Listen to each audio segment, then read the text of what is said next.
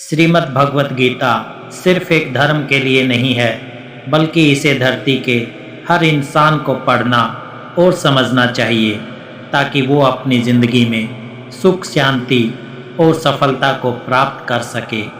कहा जाता है कि जिस घर में गीता का पाठ हर रोज़ पढ़ा जाता है या सुना जाता है, उस घर में भगवान श्री कृष्ण आते रहते हैं। श्रीमद् भगवत गीता साक्षात भगवान की दिव्य वाणी है। इसकी महिमा अपार है, उसका यथार्थ में वर्णन कोई नहीं कर सकता। शेष, महेश, गणेश भी इसकी महिमा को पूरी तरह से नहीं कह सकते, फिर मनुष्य की तो बात ही क्या है। भगवत गीता में कुल 18 अध्याय और 700 श्लोक हैं, जिसे सभी के लिए पढ़ पाना थोड़ा मुश्किल है। इसलिए आज के इस बेहद ही खास वीडियो में हम श्रीमद् भगवत गीता के 18 अध्याय के 700 श्लोकों के सार के बारे में बात करेंगे, जिन्हें जानकर आप श्रीमद् भगवत गीता का सही मतलब समझ पाएंगे। इसलिए इन विचारों को आप हर रोज़ रात को सोने से पहले ज़रूर सुने। तो चलिए जानते हैं भगवत गीता के 700 श्लोकों का सार के बारे में। भगवान श्री कृष्ण कहते हैं कि हे अर्जुन, मैं सभी प्राणियों के हृदय में स्थित सबकी आत्मा हूँ। संपूर्ण प्राणियों का आदि, मध्य और अंत भी मैं ही हूँ। मैं ही सूर्य हूँ, मैं ही वेदों का सामवेद हूँ। देवों में इंद्र देव हूँ, इंद्रियों में मन हूँ। मैं ब्रह्मा हूँ, मैं विष्णु हूँ, मैं महेश हूँ। जलाशयों में मैं समुद्र हूँ, पर्वतों में मैं हिमालय हूँ। इस संपूर्ण संसार में तुम जो कुछ भी देख पाते हो, सब मैं ही हूँ। कोई आदमी चाहे लाख चीज़ें जान ले, चाहे वो पूरे जगत को जान ले, लेकिन अगर वो स्वयं को नहीं जानता तो वो अज्ञानी है। अगर कोई आपको ठुकरा दे तो बुरा मत मानना, क्योंकि वे वास्तव में आपकी कीमत नहीं जानते। जो रिश्ता हमें रुला दे, उससे गहरा कोई रिश्ता नहीं, और जो रिश्ता हमें रोता हुआ छोड़ दे, उससे कमज़ोर कोई रिश्ता नहीं। हमेशा शांत रहें, इससे आपके जीवन में खुद को बहुत मजबूत पाएंगे, क्योंकि लोहा ठंडा होने पर ही मजबूत होता है, पर गर्म होने पर तो उसे किसी भी आकार में ढाला जा सकता है। किसी विपत्ति के समय आपको ये 7 गुण बचाएंगे: आपका ज्ञान, आपकी विनम्रता, आपकी बुद्धि, आपके भीतर का साहस, आपके अच्छे कर्म, सच बोलने की आदत और ईश्वर में विश्वास। आत्मा हमेशा जानती है कि सही क्या है और गलत क्या है, लेकिन मनुष्य के सामने चुनौती तो मन को समझाने की होती है। मुश्किल समय में व्यक्ति अकेला हो जाता है, लेकिन मुश्किलों की वजह से वही व्यक्ति मजबूत हो जाता है। जो आपको सम्मान दे, उसी को सम्मान दीजिए। हैसियत देखकर सर झुकाना कायरता का लक्षण है। हे अर्जुन, जो ना कभी हर्षित होता है, ना किसी से द्वेष करता है, ना शोक करता है, ना कामना करता है, जो शुभ और अशुभ संपूर्ण कर्मों का त्यागी है, वह ज्ञानी मनुष्य मुझको अति प्रिय है। मुझे पाने के 3 तरीके हैं: ध्यान योग, ज्ञान योग और कर्म योग। और इन सब में कर्म योग सबसे प्रधान है। किसी पर विश्वास करना हो तो उसकी बातों पर नहीं, उनकी हरकतों पर ध्यान दो। गुस्से के वक्त थोड़ा रुक जाने से और गलती के वक्त थोड़ा झुक जाने से ज़िंदगी और भी आसान हो जाती है।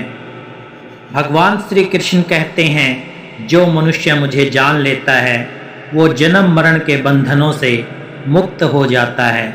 जो मनुष्य भगवत गीता को पढ़कर उस पर अमल करता है, उसके सारे दुष्कर्म का प्रभाव समाप्त हो जाता है। जो भाग्य में है वो भाग कर आएगा, जो भाग्य में नहीं है वो आकर भी भाग जाएगा। जैसे हवा के झोंके नाव को भटका देते हैं, वैसे ही मनुष्य की इच्छाएं बुद्धि को भटका देती हैं। एक समझदार व्यक्ति वही है जो दूसरों को देखकर उनकी विशेषताओं से सीखता है, उनसे तुलना और ईर्ष्या नहीं करता। शस्त्र केवल शरीर को घायल कर देते हैं, किंतु शब्द आत्मा को भी घायल कर देते हैं। जो मनुष्य अपने को परमात्मा से अलग नहीं समझता है और ना ही शरीर से अपना कोई संबंध मानता है, वो सदा के लिए जन्म मरण से मुक्ति पा लेता है। जो व्यक्ति आध्यात्मिक जागरूकता के शिखर तक पहुंच चुके हैं, उनका मार्ग है निस्वार्थ कर्म, और जो भगवान के साथ संयोजित हो चुके हैं, उनका मार्ग स्थिरता और शांति है। मानव कल्याण ही भगवत गीता का प्रमुख उद्देश्य है।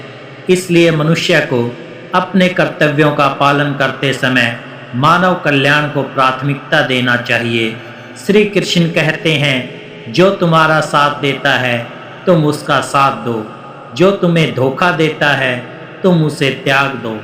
जिस जगह आपका सम्मान नहीं हो वहाँ पर कभी जाना नहीं चाहिए, वरना लोग आपको कमज़ोर और बेवकूफ़ समझेंगे। जहाँ बारिश ना हो वहाँ फसल खराब हो जाती है, और जहाँ संस्कार ना हो वहाँ नस्ल भी खराब हो जाती है। जो लोग ये कहते हैं मेरे पास वक्त नहीं है, असल में उनके खास रिश्तों की गिनती में आपका नाम ही नहीं है। हे अर्जुन, वो जो वास्तविकता में मेरे उत्कृष्ट जन्म और गतिविधियों को समझता है, वो शरीर त्यागने के बाद पुनः जन्म नहीं लेता और मेरे परम धाम को प्राप्त होता है। वो व्यक्ति जो सभी इच्छाएं त्याग देता है और मैं और मेरा की लालसा और भावनाओं से मुक्त हो जाता है, उसे अपार शांति की प्राप्ति होती है। जिस मनुष्य के अंदर ज्ञान की कमी और ईश्वर में श्रद्धा नहीं होती, वो मनुष्य जीवन में कभी भी आनंद और सफलता को प्राप्त नहीं कर पाता है। ईश्वर ने हमें जो कुछ भी दिया है वही हमारे लिए पर्याप्त है, और यही एक अटल सत्य भी है। संयम, सदाचार, स्नेह एवं सेवा, ये गुण सत्संग के बिना नहीं आते हैं। ईश्वर के लिए किए गए प्रार्थना से इंसान की परिस्थिति या तकदीर बदले या ना बदले, पर उस प्रार्थना से इंसान के चरित्र में जरूर बदलाव आता है। बात इतनी मधुर रखो कि कभी वापस भी लेनी पड़े तो आपको कड़वी ना लगे। खुद में थोड़ा स्वाभिमान होना भी जरूरी है, वरना लोग आपको वहाँ भी दबाने की कोशिश करेंगे जहाँ आपका अधिकार है।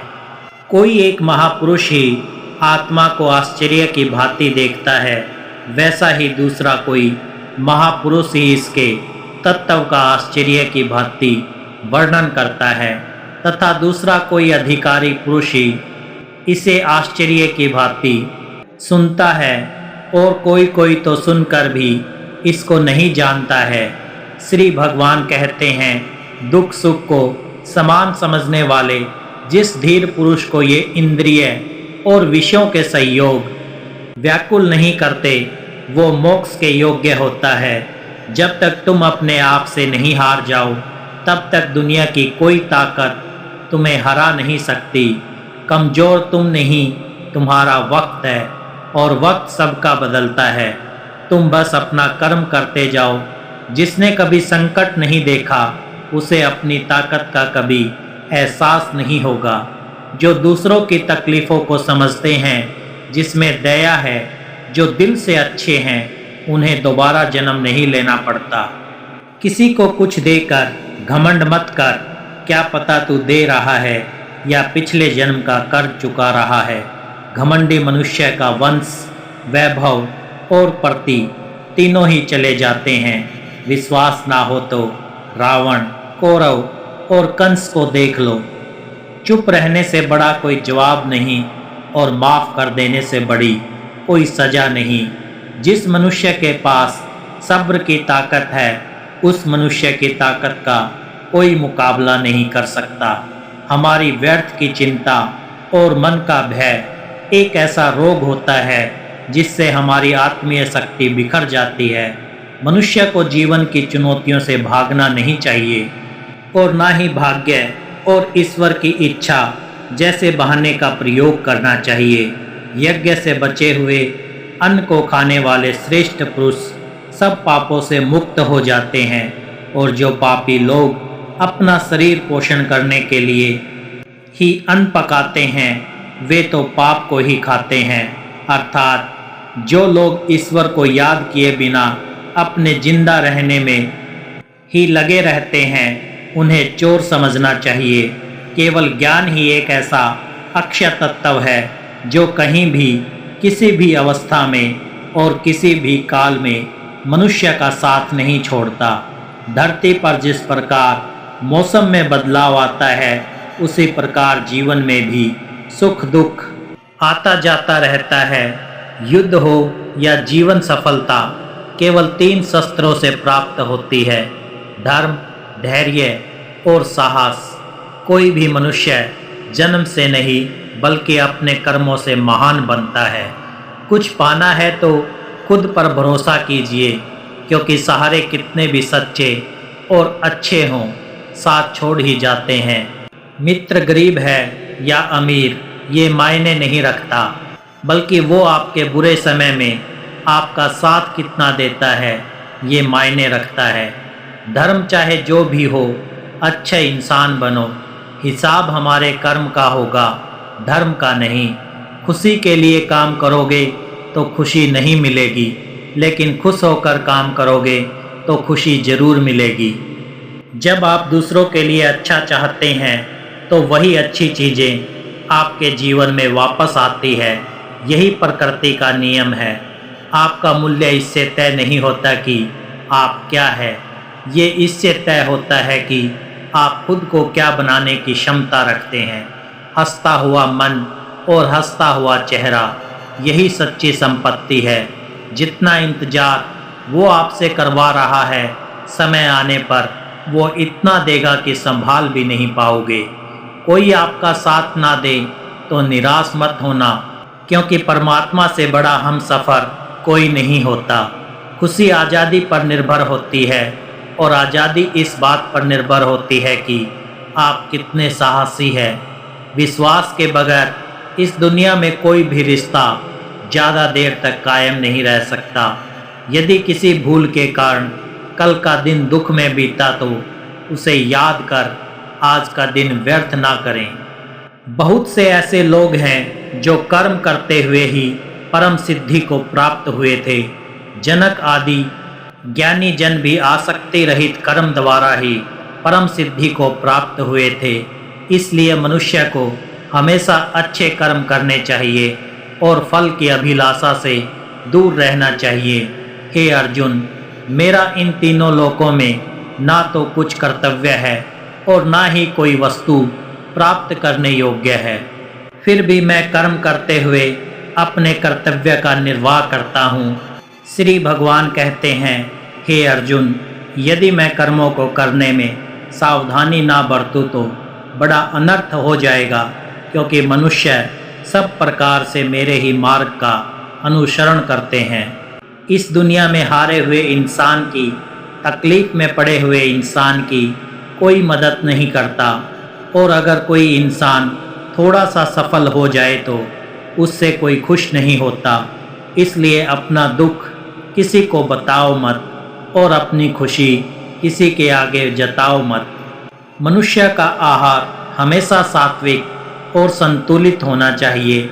जिस इंसान को ये समझ नहीं कि क्या खाना चाहिए, कितना खाना चाहिए, कहाँ खाना चाहिए और कैसे खाना चाहिए, वो परमात्मा को कभी नहीं पा सकता। जो मंद बुद्धि मनुष्य सिर्फ दिखावे के लिए कहता है कि उसने समस्त इंद्रियों को वश में कर लिया है, परंतु वो मन ही मन उन इंद्रियों के विषयों का चिंतन करता रहता है, उस मनुष्य को मिथ्याचारी कहा जाता है। जो पुरुष परंपरा से नहीं चलता, सृष्टि चक्र के नियमों का पालन नहीं करता, अर्थात अपने कर्तव्य का पालन नहीं करता, वो इंद्रियों के द्वारा भोगों को भोगने वाला पापी पुरुष व्यर्थ ही जीता है। परंतु जो मनुष्य आत्मा में ही रमण करने वाला और आत्मा में ही तृप्त तथा आत्मा में ही संतुष्ट हो, उसके लिए कोई कर्तव्य नहीं है। आत्मा का मतलब यहाँ सबसे बड़ा सच है, और जो सत्य को समझ जाता है, सत्य में ही खुश होकर सत्य में ही रहता है, उसके लिए कोई कर्तव्य नहीं है, लेकिन ऐसा कोई लाखों करोड़ों में एक होता है।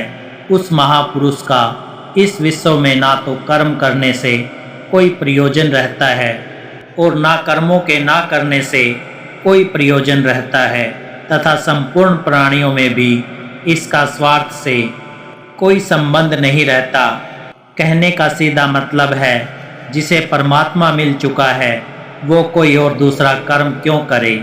जो ज्ञानी है, जिन्हें ईश्वर की सच्चाई मालूम हो चुकी है, उनकी ये जिम्मेदारी बन चुकी है कि उनके काम करने के तरीके से कहीं किसी और के मन में काम करने के प्रति या अपमान ना पैदा हो जाए। इसलिए उस ज्ञानी जनों के लिए ये जरूरी है कि वो ऐसा उदाहरण सामने रखें जिससे हर कोई अपना कर्म, अपना कर्तव्य करने के लिए प्रेरित हो। तामसिक गुण वाले व्यक्ति आलस्य और नींद इसी प्रकार के कर्म करते हैं। राजसिक गुण वाले बात बात पर शौर्य या बहादुरी दिखाने का काम करते हैं, लेकिन ज्ञानी मनुष्य जानते हैं उसके गुण ही उससे कर्म करवा रहे हैं। और जो ज्ञानी नहीं होते वो समझते हैं कि सब कुछ वही कर रहे हैं। उठाकर फेंक दो उन रिश्तों को गहरे समुद्र में, जिनमें वक्त पड़ने पर स्वार्थ और मतलब की बदबू आती हो। अगर सही मायने में आप अपना जीवन बदलना चाहते हो तो सबसे पहले आपको अपना मन बदलने के लिए तैयार रहना पड़ेगा, क्योंकि जैसा आपका मन रहेगा वैसे ही आपके विचार होंगे, और जैसे आपके विचार होंगे वैसे ही आपका जीवन होगा। जो जा रहा है उसे जाने दो, वो आज रुक भी गया तो कल चला ही जाएगा। आप जितने सरल, सीधे और नरम दिल के रहोगे, उतना ही चतुर और बेईमान लोगों द्वारा खदेड़ दिए जाओगे। जिंदगी में सब कुछ दोबारा मिल सकता है, पर वक्त के साथ खोया हुआ रिश्ता और भरोसा दोबारा नहीं मिलता। भरोसा उसी पर करना जो निभाने के लायक हो। कुछ पल का साथ तो अर्थी उठाने वाले भी दे देते हैं। सच्चे लोगों पर भी उतना विश्वास रखिए जितना दवाइयों पर रखते हैं। बेशक थोड़े कड़वे होंगे, पर आपके लिए फ़ायदेमंद होंगे। उन लोगों से तो दूरियां ही ठीक हैं जिन्होंने आपकी नज़दीकियों की कदर नहीं की। बड़ा वही होता है जो छोटों के दर्द को समझ सके। कौन क्या कर रहा है, कैसे कर रहा है, क्यों कर रहा है, इन सब से आप जितना दूर रहेंगे उतना ही खुश रहेंगे। हर रिश्ते की अलग अलग सीमाएं होती हैं, लेकिन बात जब आत्मसम्मान की हो तो वहाँ हर रिश्ता समाप्त कर देना ही उचित होता है। सुबह की नींद इंसान के इरादों को कमज़ोर बनाती है। मंजिल को हासिल करने वाले लोग कभी देर तक नहीं सोते। मदद एक ऐसी घटना है, करो तो लोग भूल जाते हैं और ना करो तो लोग याद रखते हैं। हर इंसान दो लोगों से हमेशा हार जाता है, एक अपने परिवार से और दूसरा अपनी पसंद के इंसान से।